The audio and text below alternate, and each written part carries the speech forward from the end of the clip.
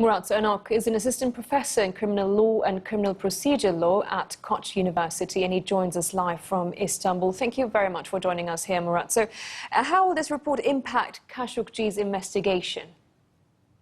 For one thing, the report makes a correct distinction between state responsibility and individual criminal responsibility. One important determination in the report is the following. For the Kingdom of Saudi Arabia to incur responsibility under international law, there is no need to prove that those implicated in the murder acted under the instructions of any high-level Saudi official. It suffices to prove that any Saudi Arabian state official participated in the events. So you also do not have to prove that it was murder. It could well have been unintentional homicide, although it is very unlikely, and the Kingdom of Saudi Arabia would still be responsible. But of course, the important part of the report is the highlight on the responsibility of the Crown Prince. That would mean individual criminal responsibility. So there are two types of responsibility which can be triggered. One against the state of the Kingdom of Saudi Arabia, and the other individual criminal responsibility which will be incurred by those who have participated in the likely murder. So do you understand this? So with this evidence, can Saudi Arabia be held responsible, Murat? Yes, definitely. I mean, the important thing is the following. Even if it were to be proved that this was not a premeditated act, even if it were to be proved that the Saudi officials implicated in the murder acted under their own initiative, even if it were not to be proved that the Crown Prince or any other high-level official actually ordered the murder or the homicide, the Kingdom of Saudi Arabia would still be held responsible under international law. That is because it is their agents who committed the crime.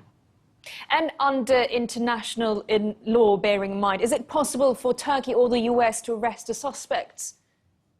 Well, we have to make a twofold distinction. For one thing, Turkey has jurisdiction over the crime. According to international law and according to Turkish penal law, if a crime has been committed on Turkish territory, the Turkish state has jurisdiction over the crime. But the practical problem would be to get hold of the suspects. Of course, you cannot launch a cross-border operation into Saudi Arabia to arrest those implicated. Therefore, we would have to rely on cooperation by Saudi Arabia. We could demand their extradition, or the United Nations, through the Security Council, could order certain measures of cooperation against Saudi Arabia. But here, those implicated in the events, the consular officers can be tried in Turkey. That seems a safe assertion to make.